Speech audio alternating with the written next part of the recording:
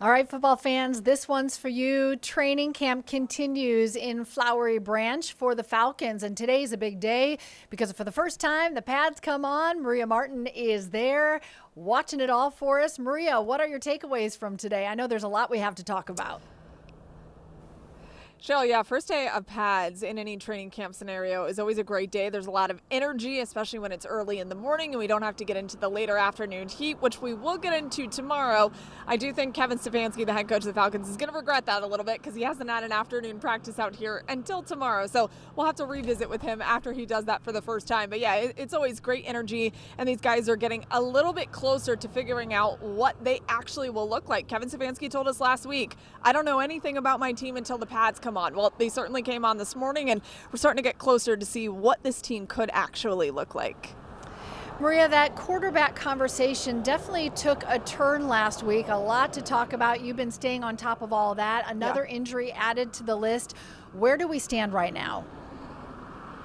Well, the really good news, Cheryl, is that all four quarterbacks were present for the first day of pads. Now, we do know that Michael Penix Jr. will have about 3 more weeks until he can hit the next benchmark in his rehab process, but he was out there for 7-on-7s. What the Falcons are doing a little bit differently this year than in previous regimes is they have this final period of the practice called the opportunity period, something Kevin Stefanski has put into place. Michael Penix Jr. was getting all of the reps at quarterback during this opportunity period. It's designed really for a lot of these younger guys, Cheryl, to get some of these extra reps, if you will. But it's not just the younger guys. It's some of the veterans as well that just want some extra work. We saw James Pierce Jr. in there over the weekend during the opportunity period. We saw the opportunity period happening in the red zone. But today it was Michael Penix Jr. and he looked really good. Now, granted, he's not going to have any contact at least for the next 3 weeks. So that's something to keep our eye on for sure. And then Tua Tagovailoa back in team drills. He was repping as QB1. We know Jack Strand, the undrafted rookie free agent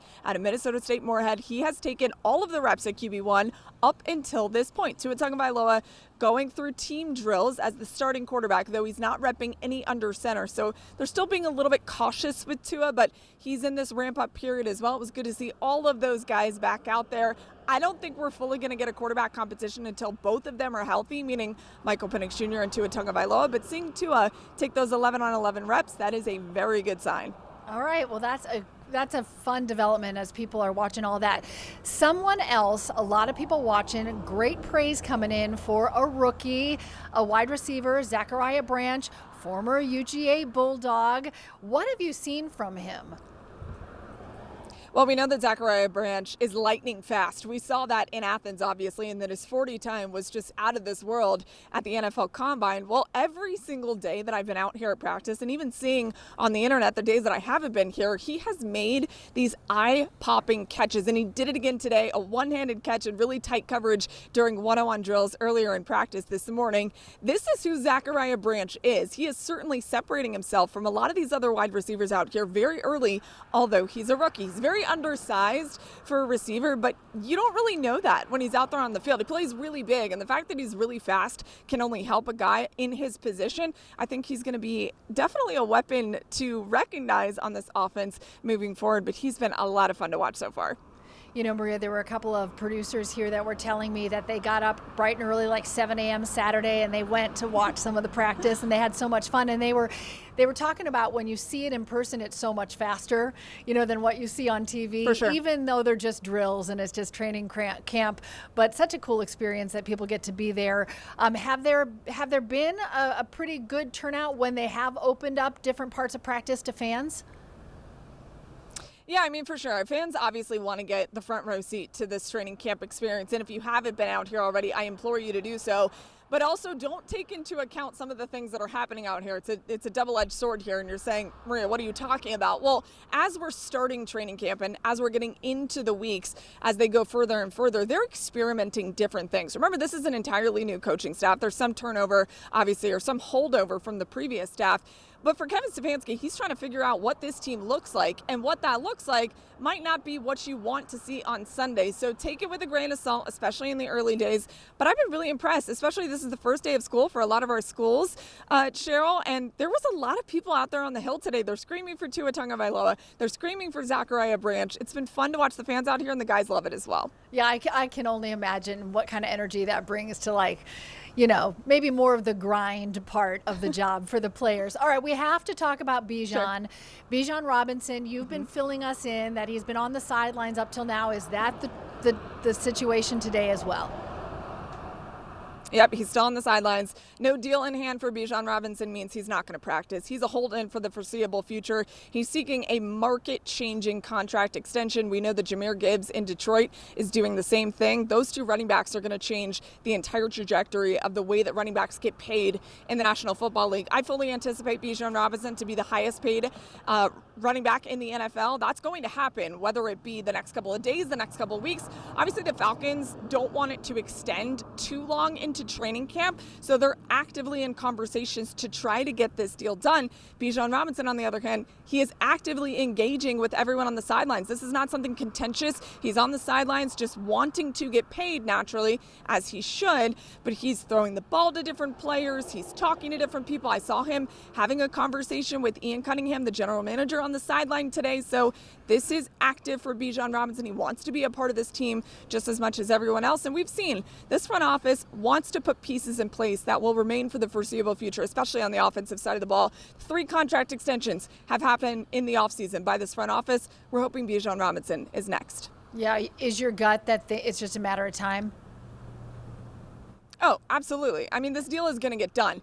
It is just a matter of time. And we're talking about absolutely diabolical numbers based on what running backs were previously paid. Bijan is going to blow that out of the water. And when you have another player like Jahmyr Gibbs in Detroit, who is just like Bijan, even though I do think, and a lot of people do believe, Bijan Robinson is actually the best running back in the league, it's kind of like who goes first. They're trying to see whether or not Detroit is going to come off the table and pay Jahmyr, or is it going to be the Falcons and Bijan? If you're the Falcons, you want Detroit to go first just so you can take care of Bijan right after that. I have a feeling both these guys are going to go 1-2. It's just a matter of time. All right. And one of those guys went to Georgia Tech, so pretty cool to watch that all set the new standard, set the new bar. Hey, before I let you go, Maria, something that puts not just the game of football but life in perspective is what the Ulbrich family is going through right now. Defensive coordinator Jeff Ulbrich recently losing his wife, Christina, to cancer. How is the team really rallying around him? And just talk about what you're hearing there with this football family.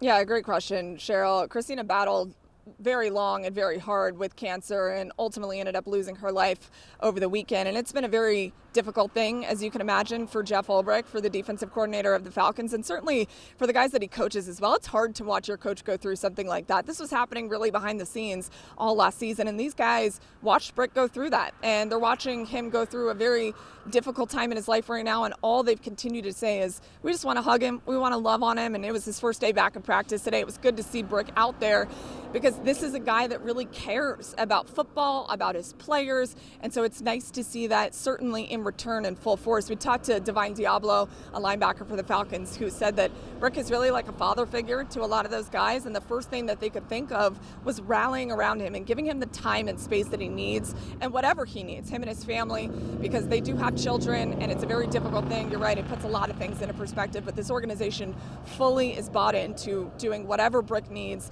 right now in the present day and also in the future as well. It's been a tough thing to watch someone go through, obviously, but I know Christina, she followed Brick throughout so many years of his career, and she was right there by his side. So I think for Brick, a lot of it is just getting back to what he normally is used to, which is being on the practice field, but there's a lot of grace being had for the defensive coordinator right now. It was just nice to see him out here today. Yeah, being surrounded by his extended family, but we're thinking about his entire family, his 3 children, and, continued support. And I know he feels that from the community as well. Maria, thank you so much. You are absolutely the best, and we always appreciate you giving us an update. and stay cool. I know you'll be there for afternoon practice tomorrow, so I'm gonna maybe I'll let you borrow my little mini fan or something while you're out there. Yeah, Cheryl, I've got 3 fans. I've got them all charging at home on the island, so we're ready to go. I've got a hat, I got sunscreen. This is my 6th or 7th training camp, so we're locked in. We're ready for afternoon practice. Yeah, you're a veteran. You're a pro. You don't need my fan, but it's yours if you want it. Maria Thank Martin. You. I would gladly take your fan. Let's make it 5 fans. Why not? Just like a full 360 situation. I love it.